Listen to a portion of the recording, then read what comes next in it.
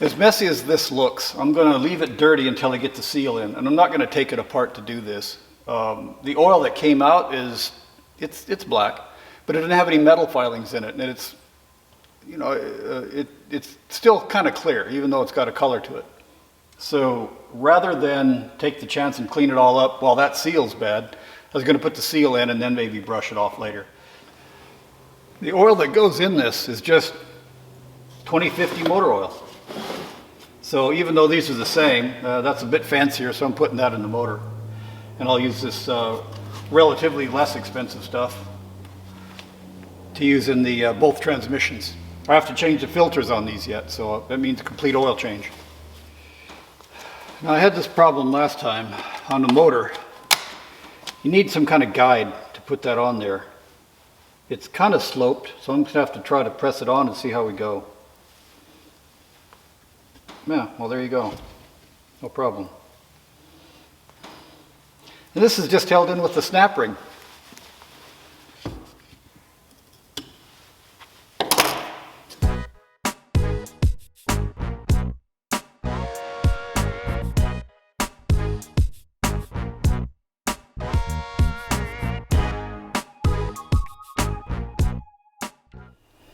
I really should have paid more attention when I was taking this apart because there were a lot of small parts, springs, bolts.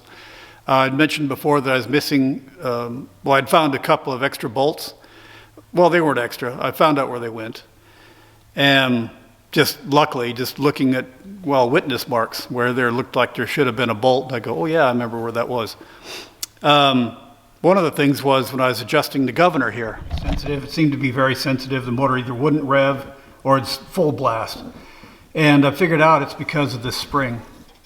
That spring was laying in a tray and I was going, where does this go? Well, I think it goes between here, which is on this bracket, to here, which is on the end of this arm. There's a little hole up in here, you can't see it. But that is why it wasn't running good. So what I'm going to do now is loosen this bolt again and run this shaft around all the way clockwise that I can. And this spring will then make sure that you pull the lever down and it revs up. So that's basically what the spring is doing. It makes sure it's under tension all the time.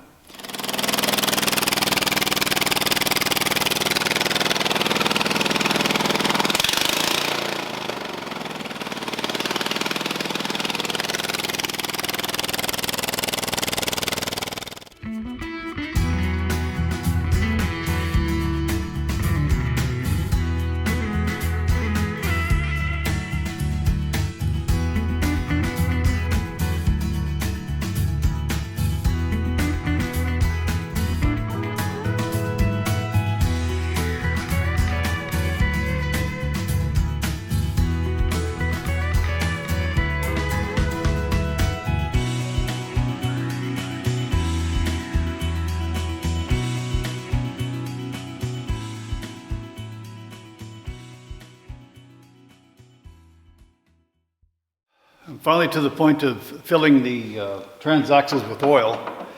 There wasn't any instruction on how to do that.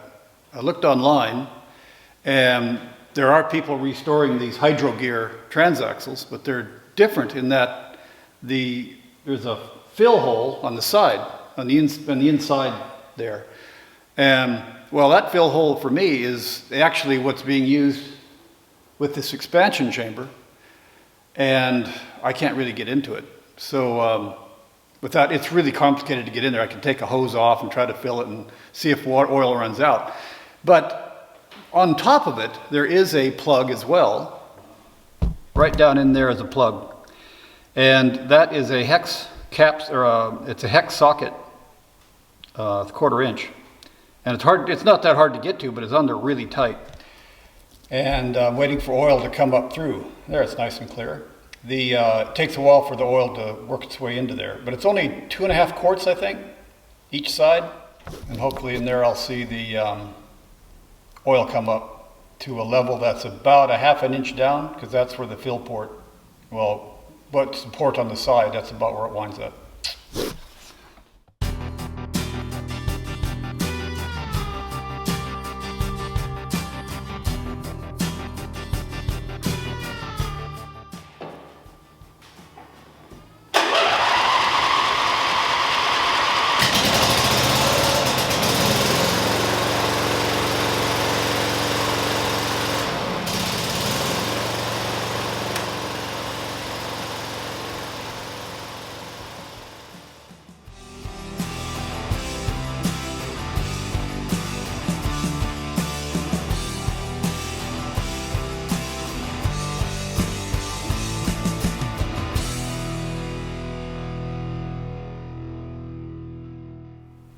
I've got the lawnmower moving. It's coming around. It took a little bit to work the oil into the transaxles, but it's moving all right now.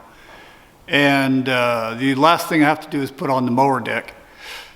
So I've got this belt, comes out the front, and in order to put this part onto the motor pulley, I have to move this arm, and it's a really strong spring. Now, there's really no mechanism to do that here, at least not that I could find. The instructions aren't very clear. If I use this big adjustable wrench like this, I can move it a little bit to about here, but then it hits the bracket underneath the mower. So I'm wasting that's about probably 3 inches of travel. If I can move it to here, I could probably stretch that spring enough to get this belt onto the motor pulley. I think what I'm going to do is make a tool that simulates that gap, but then slips on that little ear right there. It'll be just a tool just for this job, but that'll allow me to tension this belt against that spring. Here's what I've come up with. Piece of scrap iron, looks like 5/16 by 2 inch by 4 inch, and a 1/2 inch rebar. Just weld that on, cut a slot, should be good. I think that should do all right.